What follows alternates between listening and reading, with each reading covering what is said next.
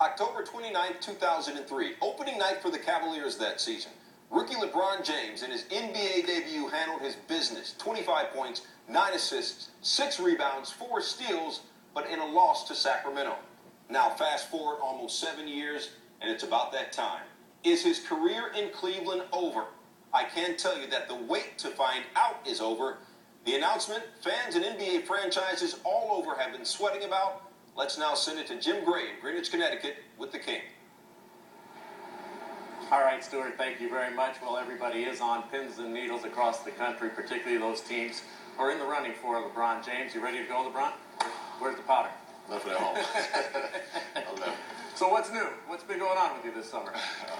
Man, this whole free agent experience, I'm looking forward to it. What have you thought about this process? This process has been everything I've thought and more, you know, and that's what I did a few years ago. I put myself in a position to have this process where I can hear teams' pitches and figure out what was the best possible chance for me to ultimately win and to ultimately be happy.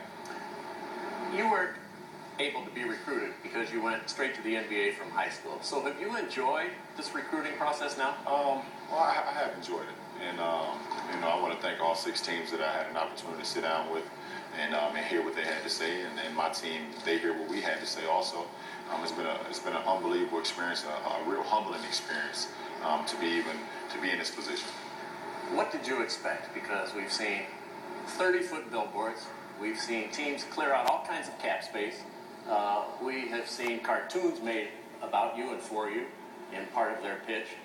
President Obama, for crying out loud, 7 times has commented that he'd like to see you go to Chicago. What did you expect from this process?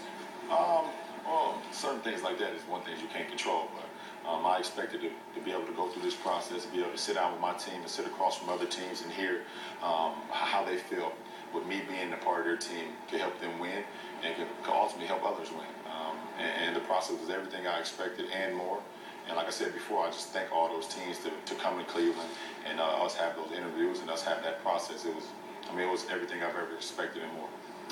How many people know your decision right now? Not many.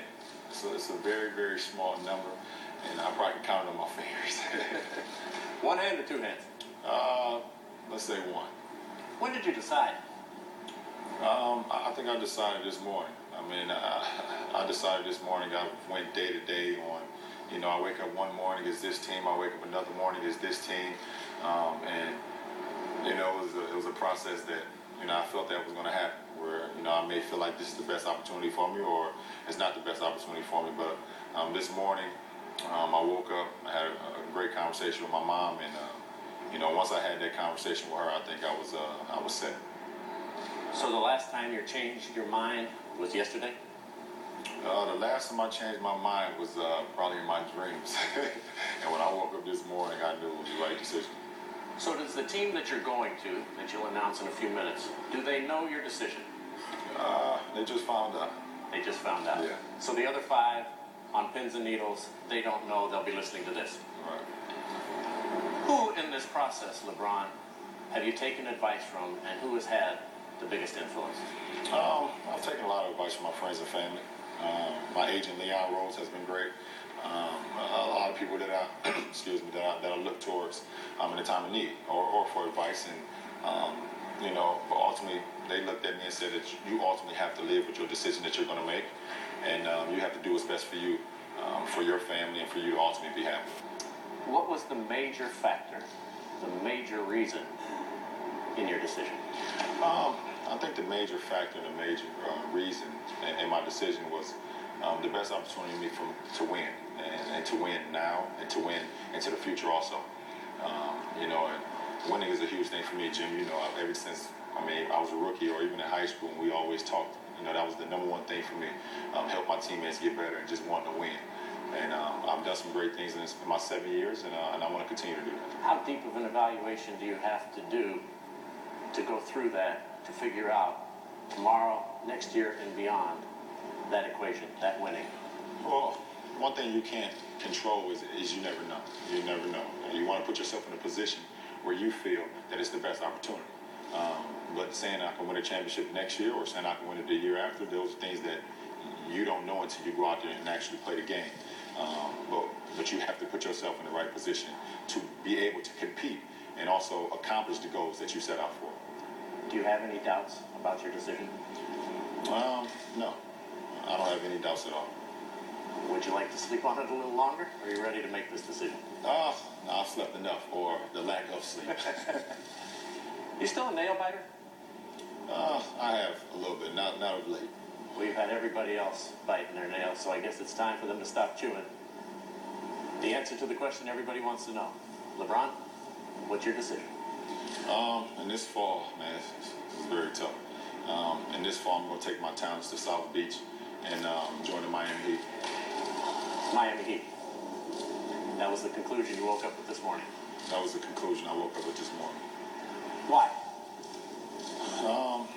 Like I said before, I feel like it's going to give me the best opportunity to win and to win for multiple years. And not only just to win in the regular season or just to win 5 games in a row or 3 games in a row. I want to be able to win championships, and I feel like I can compete down there. Was it always in your plan to go and play with Dwayne Wade and Chris Bosh? Well, I mean, I'm looking forward to it. To say it was always in my plans, I can't say it was always in my plans because I never thought it was possible. But the things that the Miami Heat franchise have done to be able to free up cap space and to be able to put themselves in a position this summer to have all 3 of us, it was hard to turn down. I mean, those are 2 great players, 2 of the greatest players that we have in this game today. And, you add me, we're going to be a really good team. The 3 of you will share now the spotlight and the limelight. And in many ways, you're going to Dwayne Wade's team. He's been in Miami. He's won a championship. How do you think you'll be able to fit in and possibly not be the headliner all the time? Well, for me, it's not about sharing. It's about everybody having their own spotlight and then just doing what's best for the team. At this point, D. Wade he's the unselfish guy here. To be able to have Chris Bosh and then LeBron James to welcome us to his team, it's not about an individual here. Because if that was the case, D. Wade wouldn't have asked us to join him, or we wouldn't have asked him if it was okay to come down there. It's not about individuals. It's about a team, and that's what this game is about. How do you